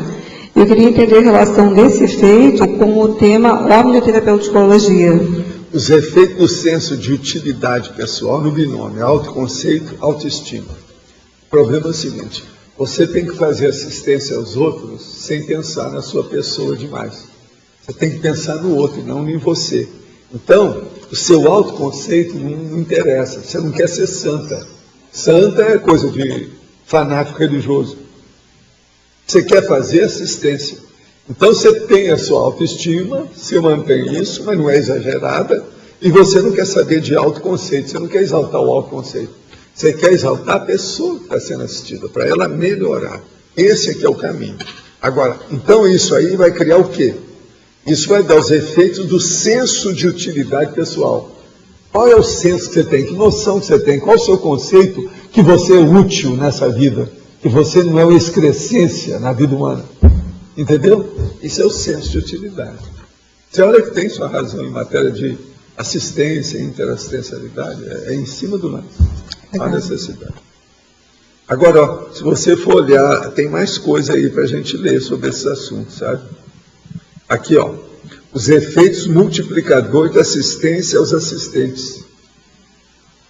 Então, você anda direitinho com as coisas. Então, vem mais assistência para você. Se aumentando a assistência, você assiste mais. Então, uma coisa puxa a outra. Aquilo vai multiplicando. Olha o caminho da assistência. Entende? Olha, aqui. Aí na parafratologia, Na quarta linha, de embaixo para cima. Da ruptura consciente. A ruptura consciente do autoencapsulamento patológico. É a hora que você faz com consciência, através das suas energias, o encapsulamento daquela pessoa que você está assistindo. Vem o possessor e encapsulou. Nada toca nela. Quem manda é ele. A personalidade está numa masmorra energética criada por ele. Você chega lá e quebra isso. Você limpa aquilo, limpa tudo. E às vezes vem um amparador junto com você e leva o possessor junto. Acabou. Aquilo é um alívio, é o máximo. Isso é que é a ruptura consciente do autoencapsulamento patológico. Agora, uma boa parte das pessoas precisam primeiro de acabar com o próprio autoencapsulamento, para depois ela cuidar do outro. Paulo, e aí na fatologia, na última linha, o desenvolvimento da empatia universal. É o desenvolvimento da empatia universal, é isso? Sim. O problema todo é o seguinte: você tem que caminhar com o passar do tempo e acabar com aquilo que durante milhares de anos, centenas de vidas você foi. Ou seja, uma pessoa sectária, uma pessoa facciosa, em geral, quase sempre, fanático religioso. Então você deixa disso hoje e enfrenta um desenvolvimento de gostar de todo mundo. Então aí você vai começar a dar valor para a botânica, para a zoologia e para a humanidade em toda. O senso de humanitarismo, de humanidade, vai crescer em você. A mega fraternidade, você vai começar a entender. Então tudo muda. E você já não vai ser mais tão particularista, tão egocêntrico, do jeito que a gente foi antes. Olha, e aí na pensinologia, na terceira linha, de cima para embaixo, a quebra da autopensionização orbitando em torno do próprio umbigo. Tem que dar um jeito nisso. Isso é a situação pior que tem, é essa. É a pessoa que vê só o próprio umbigo o tempo todo. Tem que cortar isso aí. A sua pensenidade tem que pensar em alguma coisa fora do umbigo, fora do seu egão, fora de você. Pense no outro. Pense na humanidade. É aí que muda. Quando uma última coisa, aí na fatologia, na última linha, a última coisa, o fim da indiferença perante o cosmos. Quer dizer, você já começa a dar valor para as pequenas coisas. É nessa hora que nasce aquela pessoa que quer fazer a omnipesquisa, a omnipesquisologia. Ela se interessa por tudo. Entende? Que é aquilo, eu desde pequeno criava problema, o povo não gostava de ficar perto de mim porque eu perguntava sobre tudo. Esse processo de perguntar é um problemão, né? Eu ainda não tinha educação para saber me conter. Tudo eu vi, opa! E quando engrinha, ficar feliz da vida de entender as coisas. Problemão isso aí. Posso perguntar uma coisa mais? O Lócio deixa, ele falou que você pode falar. Ele deixa. Tá bom. Aí para a fatologia, na terceira linha, você escreve o engajamento na condição de mini peça. Aonde que é que está isso? O que é? O engajamento na condição de mini peça do maxi-mecanismo multiexistencial e interassistencial. O que você quer saber disso? Isso aqui todo mundo sabe aqui. O que você quer? Não, eu não sei. O que você não está sabendo? Aqui a palavra engajamento é quando... Engajamento. Você já se sente como a mini peça do maxi-mecanismo? Ou você ainda não quis assumir o seu cargo, sua função, a sua incumbência, a sua tarefa, ou, como diz muitos de vocês, a sua missão, a missão Bourne, não é isso? Ou do 007, ou do Indiana Jones, é a missão. Você, afinal de contas, é o Bourne, Indiana Jones ou 007? Ou Buck Jones, Buck Rogers, Buck Jones é do Faroeste. Entende? Eu acho que você já é assim, sabe? Tá certo? Diretamente de Buenos Aires para Foz do Iguaçu. Cláudio. Aí, pode falar. Me diz uma coisa, qual seria o objetivo ou a razão de você ver a vida passada de outras pessoas? A vida o quê, pai? Passada de outras pessoas, como, por exemplo... O objetivo é ajudar as pessoas, né? Em primeiro lugar, ajudar as pessoas. Em segundo lugar, ajudar eu mesmo. Dentro da situação. Porque eu fico fazendo pesquisa, eu cisco mais do que o galinheiro inteiro. Para ver como é que são as coisas. Mas existe alguns casos que você não fala. Você... Não falo, porque não vai ajudar. A gente só deve falar aquilo que ajuda. O que você acha? Mas deve ser diferente? Esse que você não fala serve só de esclarecimento para você mesmo, assim, você não joga para fora. Não, estou estudando. Às vezes, quem sabe, mais 1 ano, mais 5 anos, mais 10 anos. Tem gente que eu passei vários anos sem falar. Lá pelas tantas, não, ele agora está maduro. Eu acho que agora eu posso abrir um jogo. Às vezes, a maturidade não é da cabeça da pessoa, mas do que ela faz. Isso é muito importante. É a hora que ela entrou nos eixos, adaptou-se à nova vida, a PROEC já está mais bem encaminhada, está entendendo? Ela está melhor, autoconsciente a respeito do assunto, ela alcançou uma graduação melhor de interassistencialidade, aí a gente abre o jogo. Antes disso, ficamos de olho em banho-maria. Sabe como é que é? Urubu servando. Urubu servando. Às vezes é necessário. Mas existe uma média de tempo assim que você descobre isso numa pessoa ou isso é relativo? A primeira coisa que você tem que pensar muito.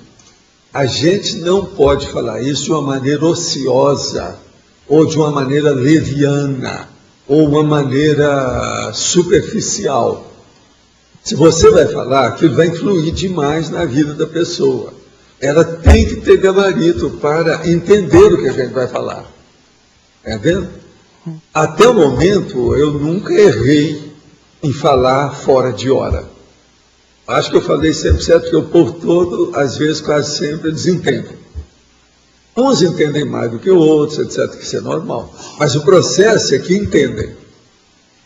Porque não adianta nada você saber de uma coisa, você falar e aquilo não ajudar, então, que besteira é essa? Que conhecimento besta é esse que você sabe para piorar os outros? Isso não resolve. Você tem que saber um conhecimento avançado, um anel verde bom, para ajudar na evolução das pessoas. Senão não adianta. Não tem lógica isso para você? Sim. É por isso. Agora, por exemplo, curiosidade por curiosidade não vale nada disso. A curiosidade ajuda para começar a pesquisa, mas ela não resolve como objetivo básico de nada. Curiosidade não resolve. Então, por exemplo, apenas para satisfazer uma curiosidade, ou para mostrar, por exemplo, eu vou mostrar para você quem é que você foi, só para mostrar que eu sei, isso é besteira. Outra coisa, depois de dezenas de anos, você vendo os casos, dezenas de casos que você já viu, tudo isso ficou pequeno. Você está interessado em outras coisas muito mais avançadas. Você está entendendo como é que é?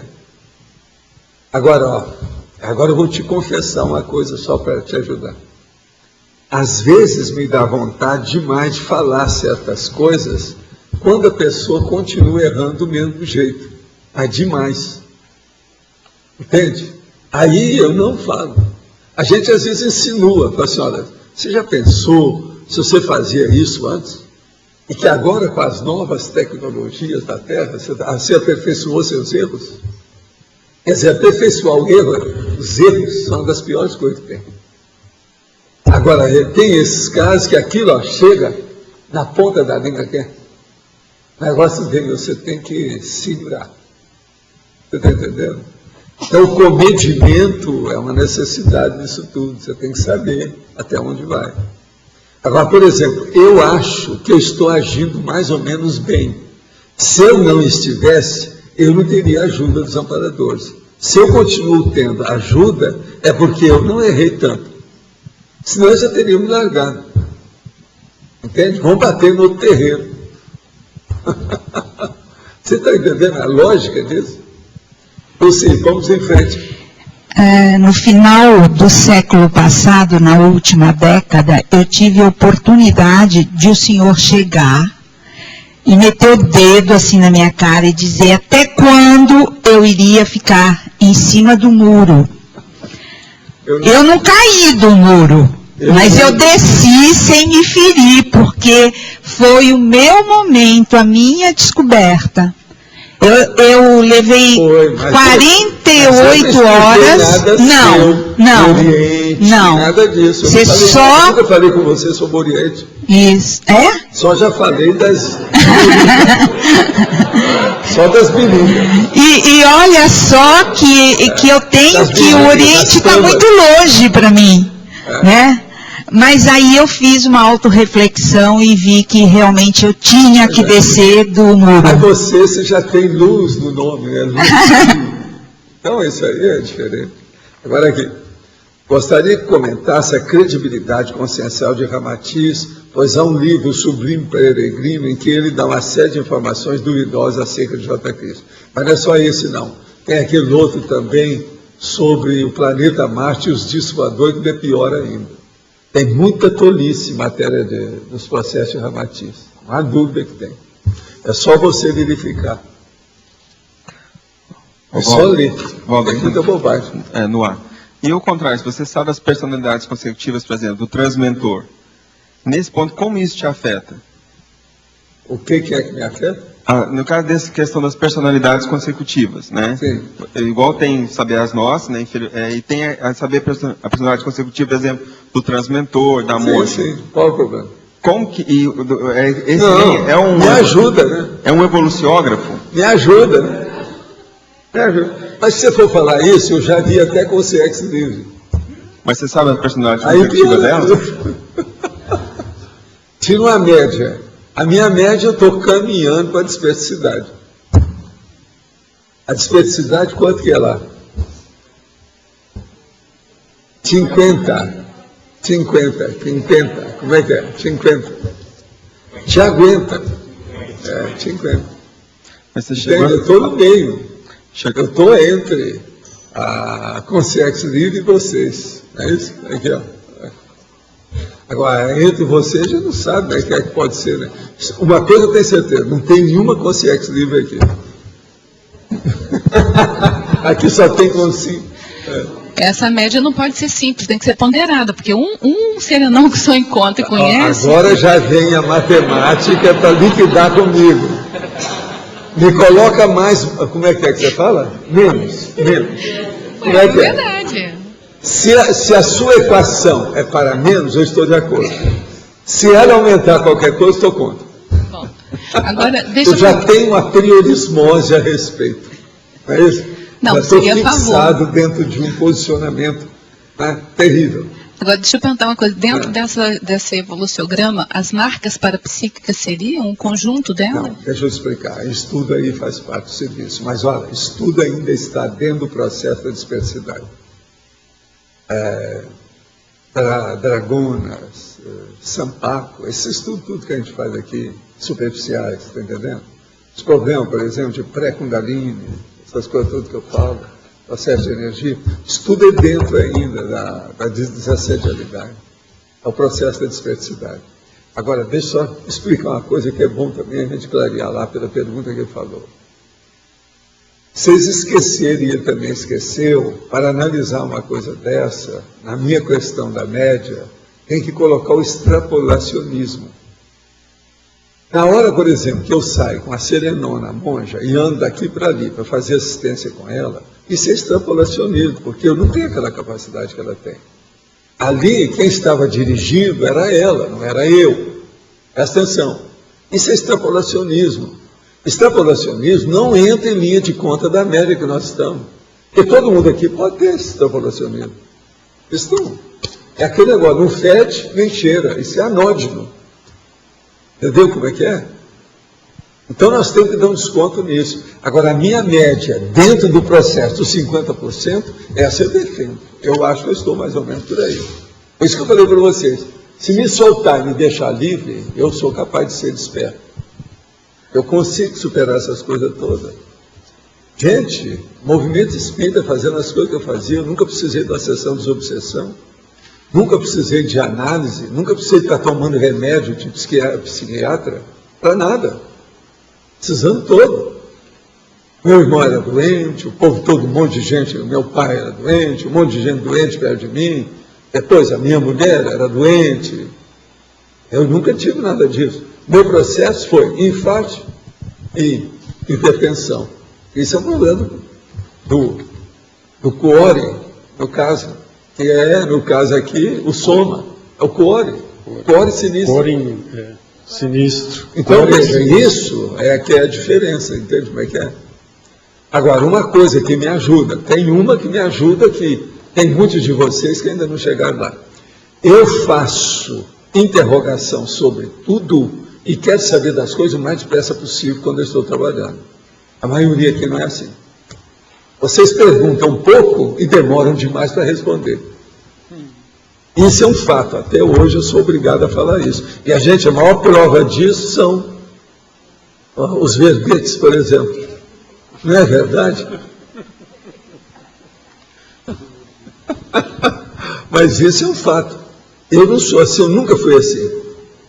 Eu queria saber o negócio, vamos estudar, e se eu estou pesquisando, eu quero saber logo. É uma pergunta depois da outra. Vamos dar um jeito, mas você tem que chegar numa coisa. Agora, deixar o negócio caminhar muito, você perde o track. Você perde, sabe, o rumo. Não dá certo. Quando você falou aqui da média das personalidades, em cima do que você falou agora, você podia explicar melhor? Eu não entendi direito depois que você falou. A média das personalidades, pensa bem, eu estou com 50% do serenão. Já tive contato com o serenão, essa coisa toda. Nos 50%. Mas agora, eu não vivo mais do que isso. Eu tenho extrapolacionismo de uma coisa ou outra. Já tive extrapolacionismo como sendo consciente, como dentro da minha condição, por exemplo, de mini peça, eu tenho extrapolacionismo do guiado autocrítico, entende? Outra coisa, eu tenho contato com o transmentor e com outros, evoluciono, mas tudo o extrapolacionismo chega a interferir na média, não? Pergunta, não sei. É isso que eu estou falando, não vale muito nisso, porque ele é esporádico. Eu não vivo com isso, eu não consigo manter isso. A minha média é aquilo que eu mantenho. Se eu vou cantar, eu faço careta, eu não sei cantar ainda. Eu tenho que fazer isso com o pé nas costas, naturalmente, sem esforço, entendeu?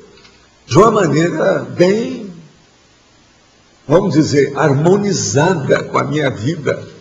Agora, se eu estou usando esforço demais, isso eu não estou dominando nada, pelo contrário, ainda sou dominado por isso. Então pensa nisso, a situação é essa.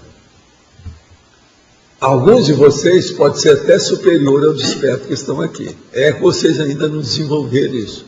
O processo é assumir essa condição. Eu assumo minha condição. Mas quando você inclui na média os assistidos, isso aí não dá para incluir nessa média, né? Sei, mas a média dos assistidos, quem é que não é?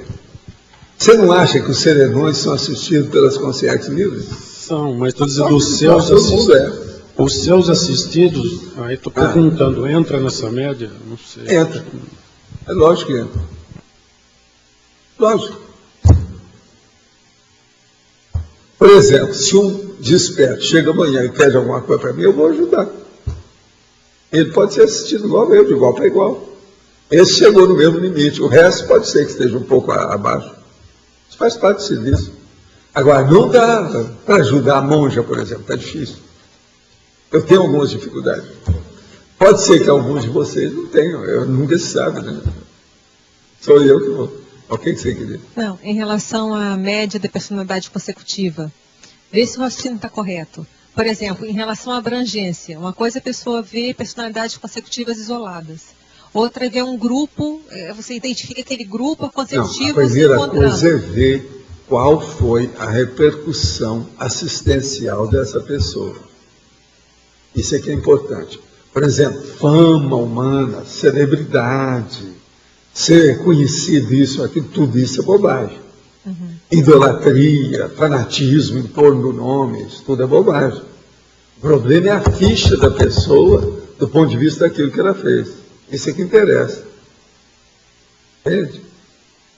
Por exemplo, tem gente aí que eu já falei, que às vezes em matéria de vida, a vida dele, do ponto de vista de ficha, foi superior, que eu já vi, a J. Cristo. No entanto, J. Cristo fez fama, deitou na cama.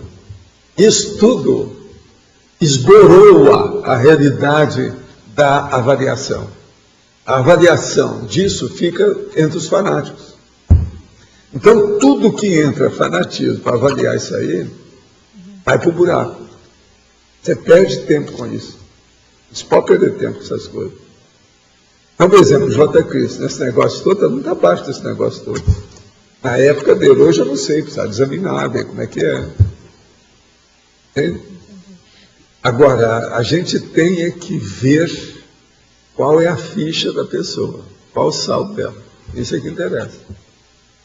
Agora, por exemplo, esse povo que eu já vi, a minha média, tem muita gente que eu já vi, personalidade consecutiva, que eu nunca falei para vocês. No meio desse povo, tem gente que tem ficha muito positiva.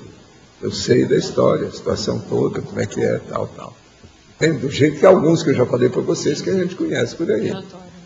Agora, o problema é o seguinte, a média é sempre essa, é até o desassediado. Não dá para passar muito além disso, não. Eu não tenho gabarito para isso. Entendi. Então, o gabarito também tem que ver com o nível das pessoas que você está avaliando. Então, isso reflete perfeitamente o processo da autoavaliação, que é o que o transmentor falou. Ele está certíssimo. Essa madrugada eu estive estudando, depois de várias horas, joguei a toalha. Ele está certíssimo, ele está certo sobre isso. Agora, que isso aí faz pensar, faz. Primeira coisa, a hora que você analisa uma pessoa, você viu a expressão evolutiva dela. Então você viu o temperamento para poder diagnosticar quem é ela, para você identificá-la de fato. Aquilo já deu um gabarito para você, pelo menos para analisar a situação. Você está no mínimo até aquele ponto. Seja ele quem for, ou ela quem for. Entende?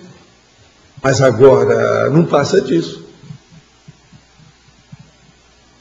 O problema é esse, não passa disso.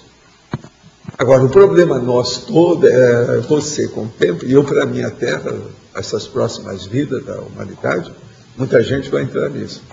Uma boa parte das pessoas vão ter lembrança das vidas anteriores. Então, esse processo da personalidade consecutiva vai ficar mais comum. Não vai ser assim tão esporádico, tão raro, tão difícil, tão cheio de tropeço. A coisa vai ficar mais clara, objetiva, evidente. Entende? Então, esse é o caminho. A gente tem que começar a falar nisso já para abrir o caminho, abertivo consciencial. Você entendeu, né? Esse nível. Aldo, eu estava fazendo um laboratório da imobilidade física Visuals pela manhã e teve um determinado... Ele já está funcionando? Não, estou lá em casa. Ah, sei. Eu faço em casa mesmo. E quando eu estava fazendo lá, num determinado momento do laboratório, do experimento, eu comecei a sentir como se eu estivesse no avião. E começou a me dar, inclusive, tontura, como se eu estivesse viajando mesmo no avião e o avião estivesse fazendo aquelas manobras. Uma vez eu estava escutando alguém falando sobre que se a pessoa tem algum processo de problema de labirinto, também pode ocasionar esse tipo de coisa. Me pareceu ser mais um processo do psicossona mesmo, porque estava vindo imagens, inclusive, na hora que eu estava fazendo isso. Mas o labirinto, ele pode causar isso aí mesmo? O labirinto, ele mostra os processos nossos da sinalética, mais forte com a boa parte das pessoas. Então, ele vale a pena pensar, que são as vibrações timpânicas. Uma outra coisa, hoje vai ter jogo do Brasil às 13h30.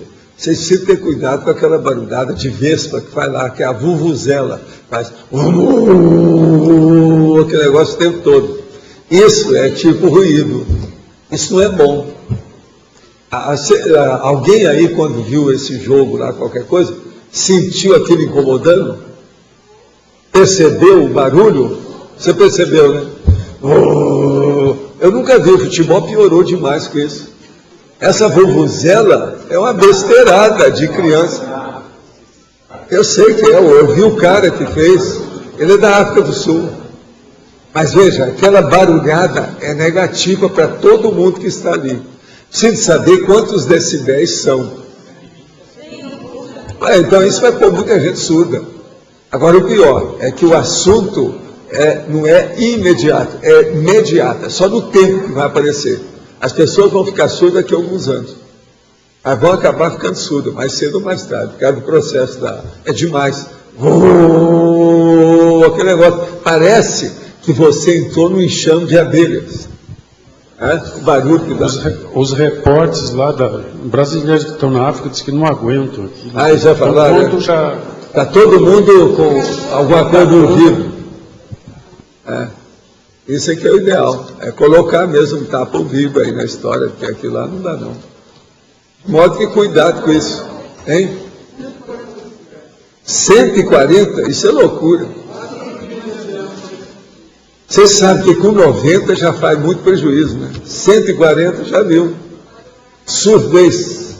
Quer dizer que os fanáticos do futebol vão ficar tudo surdos na próxima geração.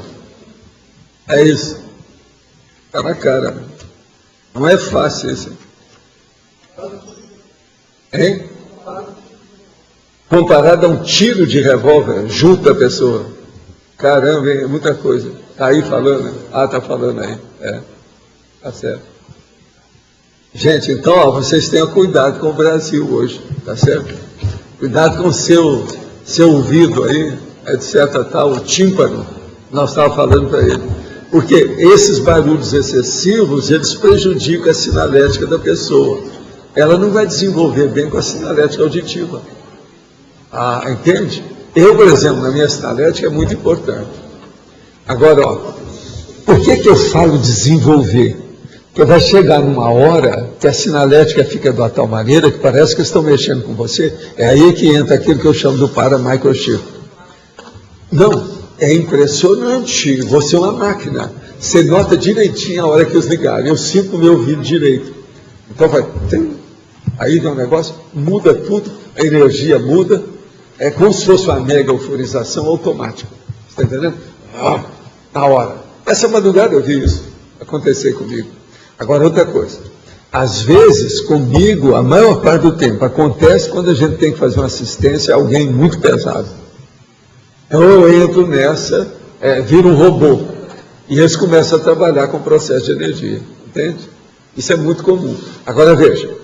É necessário ter essas sinaléticas, esses sinais grossos, primeiro, grosseiro, para você chegar nesses refinados. Entendeu? Então, os nossos comerciais, por favor. Obrigado. As pontuações de hoje: 108 assinaturas no livro de presença, 31 perguntas presenciais, 21 perguntas online, 46 votos presenciais, 19 votos online. Hoje teremos os recados da Paula e a Magali, Festival de Inverno, o Flávio Amaral sobre debates, o Marcos sobre a sessão pipoca, o Alexandre, ciclograma, a Mariana e o Luiz sobre curso IPC, do IPC UCIP. Boa tarde. A gente está querendo aqui divulgar o Festival de Inverno da Cognópolis, que vai acontecer dia 26 e 27 de julho, próximo final de semana. No dia 26 a gente vai ter uma feira dos talentos culinários aqui dos nossos voluntários da CCCI. Começa às 5 horas da tarde. Também vai ter apresentação música ao vivo também com os talentos musicais dos voluntários aqui da CCCI. E essa feira, esse festival de inverno, ele é em prol da trilha da Cognópolis. Hoje já tem mais de 2.000 quilômetros, já é possível caminhar. Ontem a gente fez uma avaliação energética com Alexander Steiner, foram 13 pessoas e avaliaram lá a qualidade energética da trilha. Também vai ser feita essa semana ainda uma ligação dos condomínios com a trilha, então hoje vai ser possível fazer um acesso interno para quem mora nos condomínios, vir andando até o discernimento, até o CAEC, sem precisar ir pela rua, sem precisar utilizar o carro. Fazer exercício é bom, a trilha está nesse fluxo de atividade física, dentro da Cognópolis, facilitando, está bem bonita. E amanhã também, para quem quiser se apresentar, quem tiver algum talento musical, a gente vai ter um ensaio a partir das 18 horas no discernimento, né, para quem quiser fazer uma apresentação, porque o evento é de descontração, né, para a gente se conhecer, para a gente conversar, para a gente estar em outro ambiente que não só o de pesquisa, mas sim o de convivialidade. Então está todo mundo convidado. Quem quiser também apresentar seu talento, que ainda não foi contactado, né, a gente não conhece os talentos de todo mundo, por favor, procure a gente, aqui a Magali. E também quem quiser comprar o ingresso, que está R$5, né, pode procurar a gente ou o Discernimento e fazer a compra. Vão ter apresentações também lá, além de música e dança, vai ter também os estandes. Então, nos estandes vão estar ali algumas exposições especiais, né? Nós vamos ter, a Paula está lembrando aqui, a ABC, que vai fazer uma campanha de agasalhos, assim, a gente pede para quem já tem agasalho, levar os agasalhos que já não usam mais, né? Vão ser doados depois desses agasalhos. Vão ter também a Vida Animal, a ONG, vai ter também o Recanto do Cactus, né? Vão ter algumas mudas também de plantas e mais atrações. Bom, os ingressos estão à venda aqui no CAEC, no Discernimento, custam R$5 e também com alguns voluntários. A gente pede, assim, que a gente sabe que muita gente não vem na tertúlia e vai ser já o sábado que vem, para que vocês divulguem. Falem para as pessoas se elas estão sabendo deste festival. Tá bom? Obrigada. Gente, boa tarde. É o nosso aviso sobre o debate de hoje, que é com a professora Rosa. Ela é também psicopedagoga. Professora, qual vai ser o tema que a gente vai falar daqui a pouco?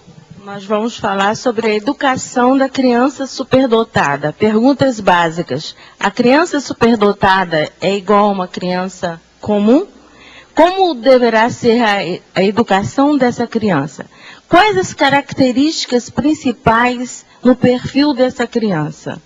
Quais os investimentos psicopedagógicos que devem ser feitos por uma escola ao atender esta criança? E mais outras perguntas que serão levantadas por quem participar. Convido a todos, mas é importante que vocês estejam lá para a gente debater o máximo possível em cima desse tema, né?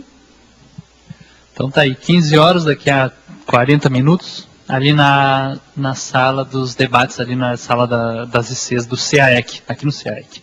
Obrigado a todos. Então, gente, hoje é domingo, né, tem Cineclube, que a sessão pipoca agora é Cineclube, Cognópolis. Estou até com uma cópia aqui da licença para passar para o Valdo. Tá, Valdo? Depois vou deixar contigo aqui. A gente vai passar, gente, hoje um filme em parceria com o Colégio Invisível de Interassistenciologia, que é o Poder Além da Vida. Né? O Adélio Conter vai fazer uns comentários comigo, até um filme muito bom. Leva 2 horas, né? Vai de 8h30 às 10h30. E aquele negócio, o ingresso, gente, é gratuito, tá? Tem gente vendendo desde de comida... De pães, etc., até o nosso pacote do Discernimento com pipoca salgada, doce e refrigerantes à vontade, tá? Então a gente espera todo mundo por lá, às 8h30 no auditório do Discernimento. Obrigado.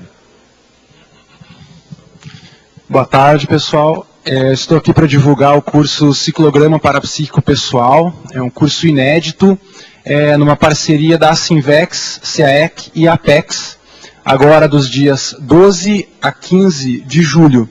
Então é um curso que tem 3 campos bioenergéticos sobre TENEPS, epicentrismo e desperticidade. Temos a dinâmica da proexista cobaia, debates. Então, para aqueles que querem fazer o seu planejamento do desenvolvimento parapsíquico, está aí uma rica de uma oportunidade. Também acrescento que nós temos agora às 15 horas a palestra online no site da Sinvex com o professor Pedro Fernandes sobre desenvolvimento parapsíquico. Ok? Então, interessados aqui na recepção do CAEC, pelo fone 3525-2652. Obrigado. Boa tarde a todos. O Instituto Internacional de Projeciologia e Conscienciologia gostaria de convidar todos aqueles interessados em investir na sua autopesquisa e no seu desenvolvimento pessoal para o próximo, a turma do CIP. Tá? O CIP ele é o curso integrado de Projeciologia, que o professor Luiz vai falar um pouquinho para vocês.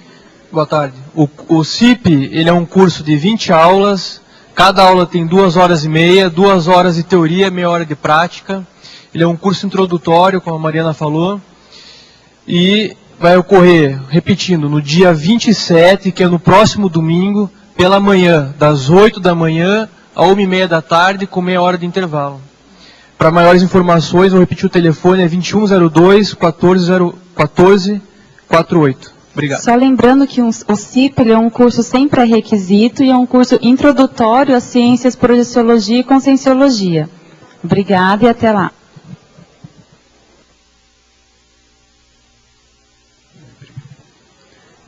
Para amanhã, então, foi eleito verbete antipodia consanguínea, com 16 votos, a especialidade antipodismologia. Obrigado a todos e uma boa tarde.